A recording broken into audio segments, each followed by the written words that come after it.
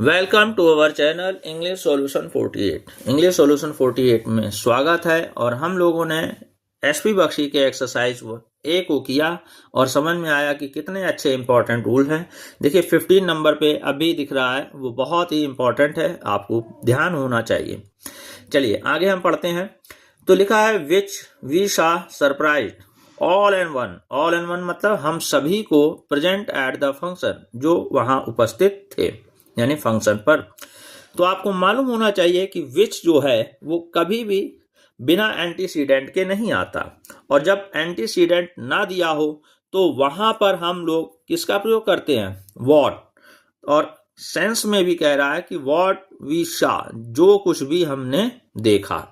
ठीक है, तो आपका यहाँ विदाउट एंटीसीडेंट आपका जो रिलेटिव प्रोनाउन है वो है वॉट, जिसका प्रयोग किया जाएगा। ओके, सेकंड लिखा है सी इज द वुमेन, या वह महिला है हु आई नो।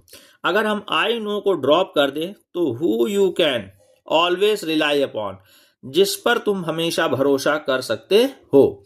तो यानी हमें ऑब्जेक्ट की आवश्यकता है, और जब ऑब्जेक्ट की आवश्यकता है तो हु ना हो करके वर्ड हमारा क्या हो जाएगा, हुम यू कैन, जिस पर तुम भरोसा कर सकते हो।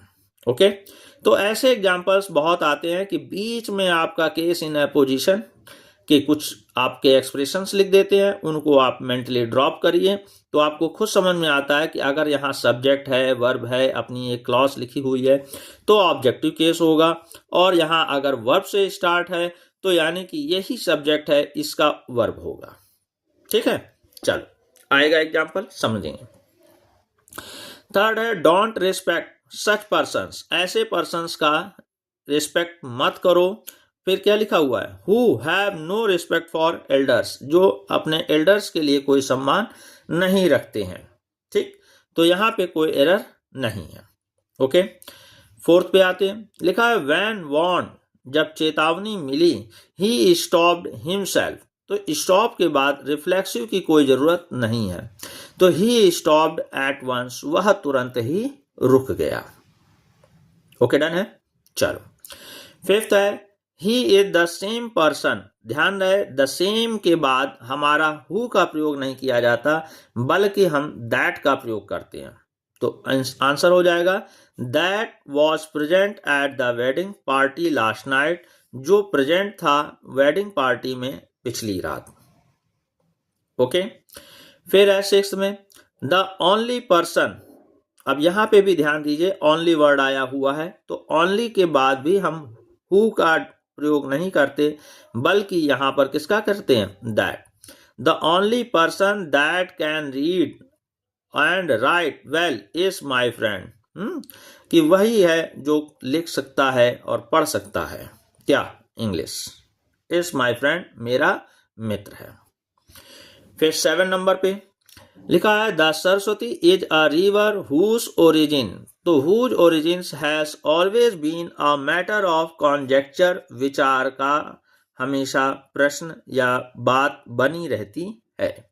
ठीक है, तो अब हम बात करेंगे कि जब हम सजीव की बात करते हैं तो वहां पर हुज का प्रयोग करते हैं, और जब निर्जीव की बात करते हैं तो हमारा जो एक्सप्रेशन आता है तो पहले हम इसको लिखेंगे यानी ओरिजिन ऑफ, और फिर हमने यहां पर किसका लगेंगे, विच। ठीक है, तो यानी कि जैसे हम कहते हैं ना द टेबल्स लेग, तो टेबल्स नहीं, लेग नहीं होगा, the leg of the table, बात समझ में है मेरी। तो the leg of the table होता है, तो उसी तरह से ये नाउन पहले हो जाएगा यानी ओरिजिन ऑफ, और फिर हमारा विच रिलेटिव का प्रयोग किया जाता है। Okay, done. चलिए इसको इंप्रूवमेंट कर लीजिएगा। तो origin of which has always been a matter of conjecture, ध्यान रहे यही प्रीवियस पेपर के एग्जांपल्स, या पहले से आप एक प्रैक्टिस बैक करते हैं बैंक से, तो आपको समझ में आता है कि which types of the questions are asked. ठीक है, तो आपने इंप्रूवमेंट कर लेते हैं।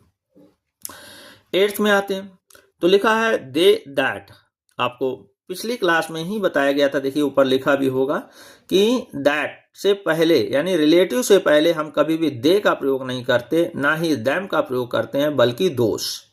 तो सेम कंडीशन आपका यहां पे भी आ गया है क्या, कि आपका दैट रिलेटिव है और रिलेटिव से पहले दे का प्रयोग नहीं होगा, बल्कि किसका प्रयोग होगा, दोस। तो दोस्त दैट टेल अ लाई, है ना, जो टेल अ लाई झूठ बोलते हैं, should not be depended upon, भरोसा नहीं किया जाना चाहिए, फॉर डूइंग एनीथिंग राइट, कि वो कुछ भी सही करेंगे।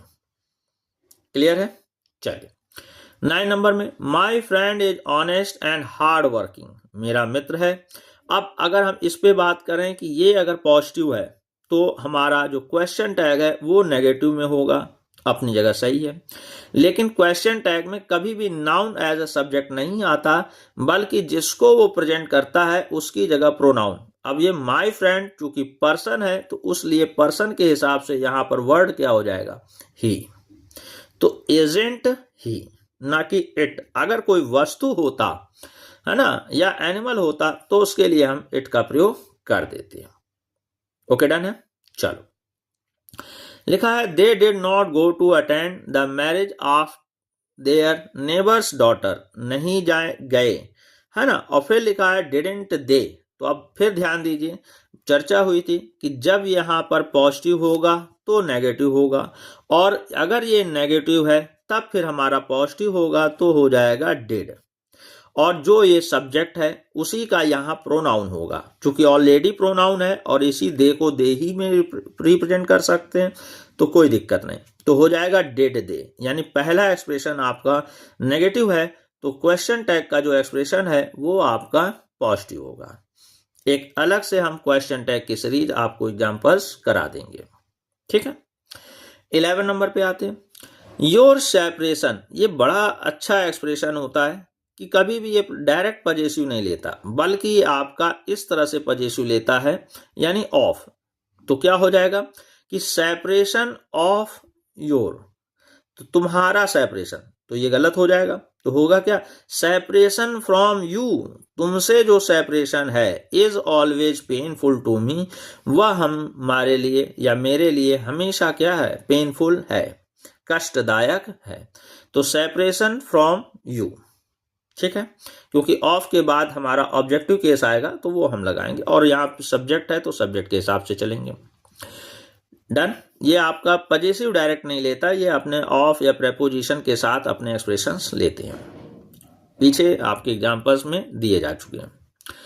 फिर आ जाते हैं 12 में, इट इज डिफिकल्ट टू से, ये कहना बड़ा कठिन है कि who is better of the two sisters. जब चुनाव की बात करते हैं, चॉइस, सिलेक्शन और परफेक्शन की बात करते हैं, तो वहां पर फिर पर्सन के लिए हम हु का प्रयोग ना करके किसका प्रयोग करते हैं? विच, ठीक है। तो इट इज डिफिकल्ट टू से विच इज द बेटर, कौन बेहतर है, ऑफ द टू सिस्टर्स, दो सिस्टर्स में। चॉइस, सिलेक्शन और परफेक्शन, इनमें आपका पर्सन के लिए हु ना लगा करके हम किसका प्रयोग करेंगे? विच। ध्यान रहे, कुछ कॉमन पॉइंट से हट करके जो होते हैं वही समझ लीजिए आपका पेपर है, और आपको उसको 1, 2, 3 टाइम्स रिवाइज करना होता है ताकि आपसे गलती ना हो। ओके। 13 में आते हैं, लिखा he is the same man, यह वही आदमी है, who always likes to boast of his bravery, जो हमेशा अपनी ब्रेवरी वाली बातें करता रहता है। तो आप चर्चा हो चुकी है कि जब भी हमें द सेम मिलेगा तो उसके बाद कोई भी हमारा WH वर्ड नहीं होता, बल्कि वहां पर हम दैट का प्रयोग करते हैं फॉर रिलेटिव। तो this is the same man that always likes to boast of his bravery. Okay. Next point में भी आते हैं, यहां लिखा हुआ है ऑल, और आपसे फिर बात करेंगे कि जब ओनली आ जाए, अब थोड़े से वर्ड पे ध्यान दो, तो आपका होगा ऑल, एलोन, ओनली, नन। ये आपने 4 वर्ड पे ध्यान दे लीजिए, इसके बाद एवरीथिंग, एनीथिंग भी है। तो इन 4 वर्ड के बाद आपका कोई भी WH वर्ड नहीं आएगा। रिलेटिव में हमेशा किसका प्रयोग करोगे? दैट। ये आपने ध्यान रखना है, ठीक है। ऑल, एलोन, ओनली, नन, और फिर हमने दैट। तो ऑल दैट ग्लिटर्स, हर चमकती चीज, इज नॉट गोल्ड, सोना नहीं होती है, ठीक। नेक्स्ट नंबर पे, आई नेवर एक्सपेक्टेड, मैंने कभी आशा नहीं की थी, that you would provide me, कि आप मुझे प्रोवाइड करेंगे, सच अ सर्वेंट, ऐसा नौकर, दैट वॉज नॉट रिलायबल, तो अब सच के साथ हमारा हु आएगा। Who was not reliable at all, जो बिल्कुल भी क्या रिलायबल विश्वसनीय नहीं होगा। ठीक है, तो इस तरह से आपके सारे इंप्रूवमेंट हो चुके हैं और इनको एक बार और रिवाइज कर लीजिएगा for better expression, for better learning के लिए।